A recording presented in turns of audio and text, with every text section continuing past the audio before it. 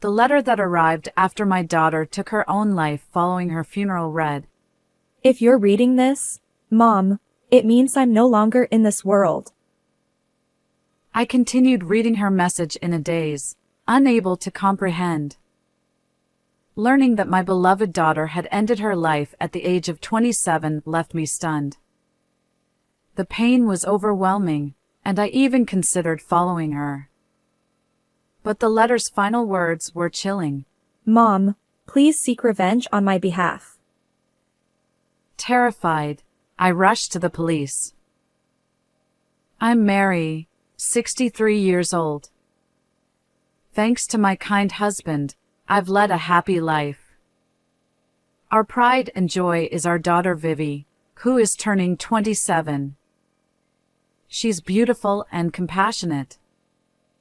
Vivi found success as a children's book author and married Michael, the son of a company president, when she was 25. Welcomed warmly by her gentle in-laws, I believed she was living a blissful life with her daughter Mia. Never did I imagine that I'd say goodbye to our daughter so soon. Vivi was our precious gift, born when my husband and I were 34 and struggling to have children. One unforgettable memory from her childhood is when she was 4 years old. "Mom, I want to play the violet flower tug of war." Oh, that's a nostalgic game. In a picture book read by the kindergarten teacher, there was a scene where children played tug-of-war with violet flowers. In this game, you intertwine violet stems and pull against each other. I gathered plenty of violets from the riverbank nearby and played with my daughter in the garden. Vivi exclaimed, "Violets are cute. These are my flowers." Her beaming smile remains etched in my mind. As she grew up, she was kind-hearted and beloved by neighborhood kids and classmates alike. In college, her hobby of creating picture books earned her awards, and she became a successful author. Her wedding was filled with blessings, and she and Michael welcomed their daughter Mia into the world. Truly, those were days of smooth sailing. Looking back, it was about a year ago, shortly after Mia was born and Vivi's father-in-law passed away, that her seemingly idyllic life began to unravel. Michael, who had been the vice president at the company, took over as president. Worried about Karen, Vivi's mother-in-law who would be living alone, Vivi and her husband decided to live with her at Karen's house. Around that time, I noticed something subtly off about Vivi. Each time we met, she appeared thinner, her complexion paler. It was about 6 months ago when Vivi visited our house. "Why did you come alone? How's Mia?" I asked. She averted her eyes and replied sadly, "Karen won't let Mia out of her sight. She wants me to focus on household chores since she's watching Mia." I protested. "But, don't you want Mia close to you?" She sighed. "I do, but I think Karen is infatuated with Mia." According to Vivi, Michael was swamped with work and couldn't lend a listening ear. I felt Vivi's emotions and became disheartened. Talking to Mom about my complaints made me feel better. However, it seemed unusual for patient Vivi to be troubled. I suggested, "If it's difficult, why not come home for a while?" She hesitated, then, "Maybe, but I'll endure a bit longer. Once Michael's work settles down, he'll listen, I believe." With a heavy heart, she left. And that was the last time I saw my daughter. I'll forever regret not holding her back more strongly during that visit from Vivi. Afterward, despite my repeated attempts to call my daughter's cell phone, I couldn't get through. Unable to bear the uncertainty, my husband and I visited Vivi's home. However, Karen turned us away with a curt, She's not here. leaving us in the dark about Vivi's well-being. Desperate, I contacted Michael, but his response was far from comforting. Family dynamics are fine.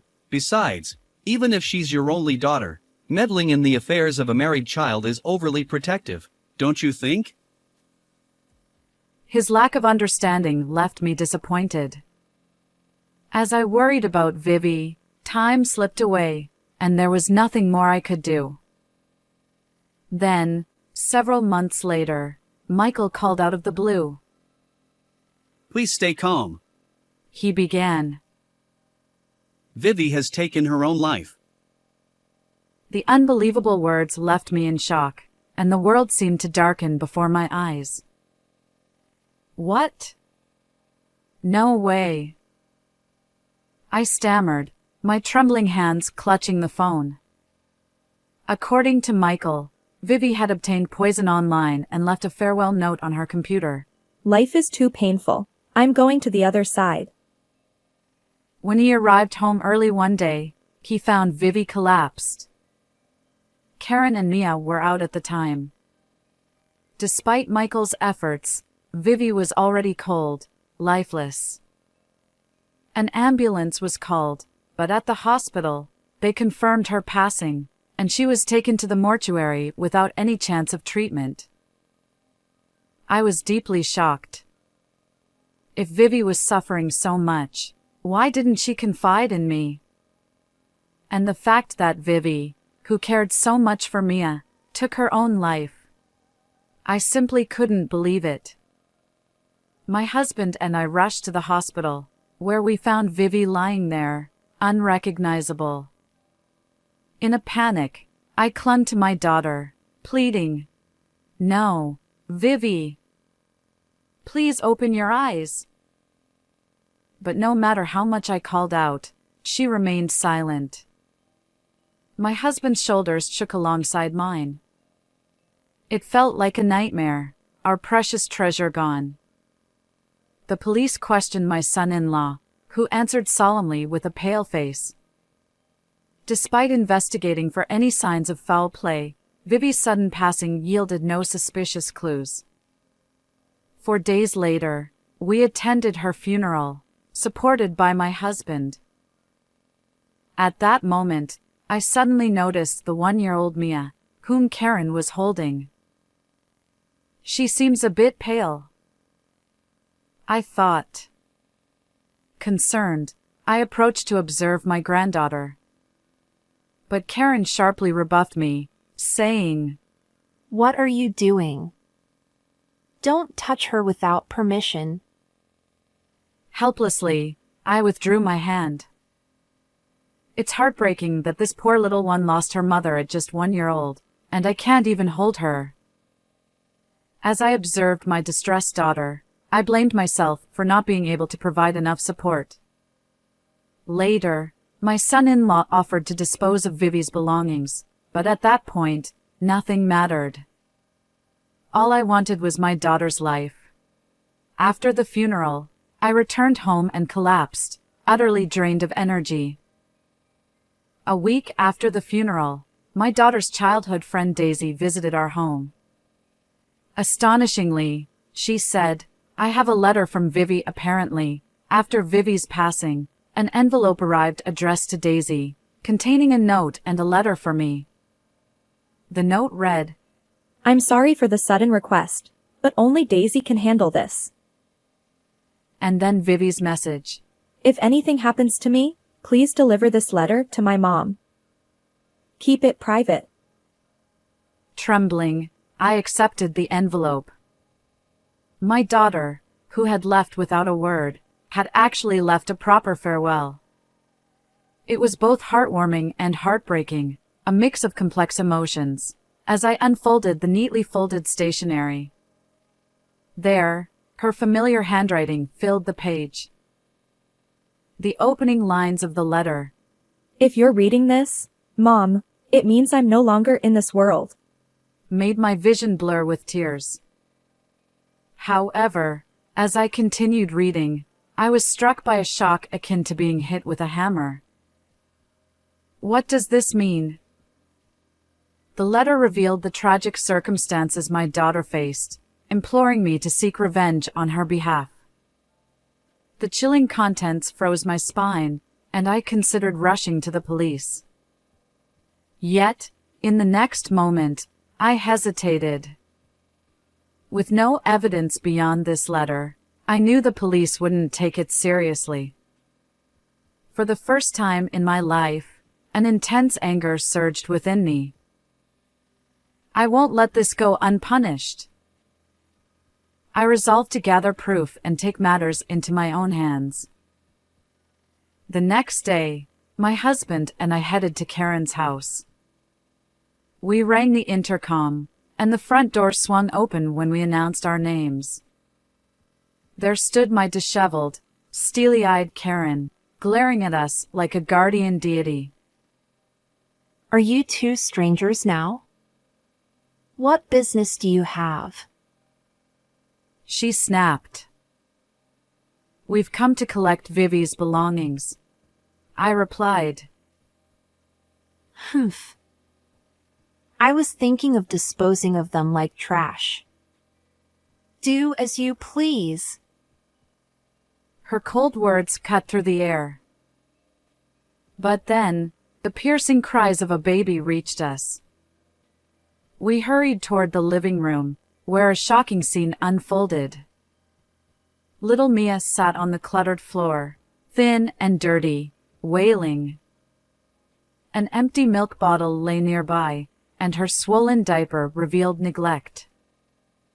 I scooped up my grandchild. What's going on? Why won't you care for this child? She's just a 1-year-old. Karen retorted. Why should I bother with that woman's child? I've had enough. You say that, but you were eager to take Mia away from Vivi and keep her all to yourself. I shot back, remembering Vivi's lonely expression when she returned home. Karen smirked, her lips curving into a mocking smile. I couldn't leave that incompetent daughter-in-law in charge. But this child? She doesn't even warm up to me. I can't find her cute anymore. Beside Karen, who continued to offer baseless excuses, I attended to Mia, changing her diapers, feeding her milk, and caring for her. Karen's angry voice persisted. Even though she's completely useless, she went to such embarrassing lengths, tarnishing our reputation. It's all because of her upbringing. As she spoke, I clenched my lips, resisting the urge to retort. I wondered if Vivi had endured this constant berating. Poor Vivi. I silently endured, knowing there was a reason. Unbeknownst to Karen, my husband had been investigating Vivi's belongings. His anger simmered beneath the surface. Vivi's possessions lay haphazardly under the dimly lit staircase down the hallway. There, a thin mattress and tattered blanket hinted at what had been Vivi's room during her lifetime. She hadn't even been given a proper space. Instead, she slept in this dismal corner. My husband's fists trembled with emotion. If only he knew the truth about our daughter's suffering. As the situation unfolded, Karen contacted Michael, and he returned home. His anger flared as he confronted us. How dare you barge in like this? Take Vivi's belongings and leave. His eyes narrowed at us, and he continued. We'll leave soon, but I have a request. Please let us take Mia. The current situation is becoming unbearable. Michael scoffed. That crying brat? I've never found her cute. She's just like useless Vivi. Take her with you. He grabbed my arm, intending to drag me toward the entrance while I held my grandchild in my arms. Be gentle. Mia will get scared. I protested. But Michael snapped back. Shut up. Don't talk back to me. Just then, my husband's voice echoed through the room. We know you used Vivi's savings from her single days. We want it back. He declared, holding a cardboard box containing our daughter's belongings.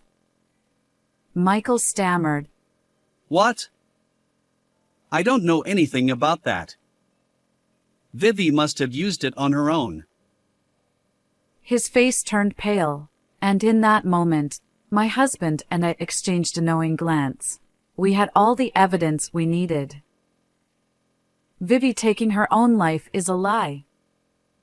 You two are responsible for her demise. I'll never forgive you. I shook off my son-in-law's grip and glared at him and Karen. Michael retorted, What nonsense! We'd never do such a thing. His eyes widened momentarily at my words, but seconds later, he burst into laughter. I promptly showed him Vivi's letter. It meticulously detailed the mistreatment she endured at the hands of her in-laws. Since moving in, Vivi had been deprived of her daughter, unable even to see her. She was treated like a servant, ordered to comply if she wanted to visit Mia. Her phone was confiscated, and she suffered daily abuse. Meanwhile, Michael, without defending Vivi, sided with his mother. At the time, he faced another problem. The family business was in the red. After Vivi's father-in-law passed away, leaving substantial debt, Michael became the new president. Desperate, he embezzled all of Vivi's successful children's book author savings, for $150,000 for company funds. But it was futile. The business continued to struggle. Vivi's health deteriorated, and she feared for her safety. In her letter, she even suspected that Michael coveted the $300,000 life insurance policy they took out as a couple. That's not evidence. It's Vivi's imagination. Even when confronted with Vivi's letter and the facts, my son-in-law remained nonchalant. That's when my husband presented the evidence he found among Vivi's belongings. It included a vial containing what appeared to be poison and a baby monitor. When my husband pressed play, the video showed Karen sprinkling something into Vivi's food, a potentially lethal act. It also captured Michael verbally abusing Vivi and physically assaulting her. At the video's end, Vivi's words lingered. I'll survive for Mia's sake, even if I have to bite the bullet. If my life is cut short, consider it stolen by my in-laws. Her tone, as she stared into the camera, conveyed determination, not despair. Seeing this, Michael and Karen turned pale, trembling. We'll submit all of this to the police for investigation, I declared. Stop. Hand it over. Desperate, they tried to snatch the evidence from my husband's grasp. Stop!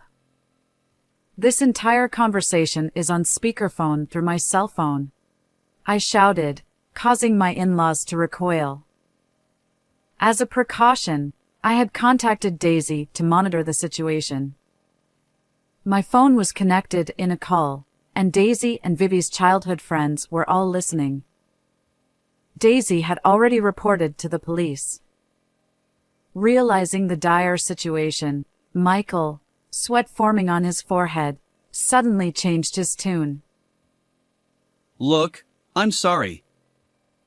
I'll definitely return Vivi's savings. Please tell the police it was all a misunderstanding. I scoffed. What? Even if you return the money, our daughter won't come back. We'll never forgive you. Karen, who had been sulking until then, tearfully pleaded. Wait. If this continues, Mia's family will be labeled criminals. Is that okay? Even she, in her sudden change of heart, joined the plea. Perhaps inspired by his mother's desperation, Michael collapsed to his knees beside her. For Mia's sake, her family is better off without people like you. Confess your actions honestly to the police. Shortly after, the police arrived, and Michael and Karen were escorted away in a patrol car. Afterward, the two were convicted. During police interrogations, it was revealed that they forcibly held Vivi down and coerced her to ingest poison, all in pursuit of the life insurance money. The computer purchase information and the farewell letter attributed to Vivi turned out to be Michael's fabrication. They were both held accountable for taking a life. We sought $450,000 from Vivi's savings, $30,000 in compensation, and $90,000 for Mia's. Vivi's in-laws sold their sole remaining property, a house and land, to meet these demands. Even if they step beyond prison walls, a thorny path awaits them. Meanwhile, my husband and I are raising our grandchild. Mia thrives, her plump cheeks reminiscent of Vivi. And in our garden, violets bloom abundantly. When Mia grows a little older, I plan to reminisce about our daughter while playing tug-of-war with Violet. How did you find this story? Don't forget to subscribe to our channel. Until next time in our next video.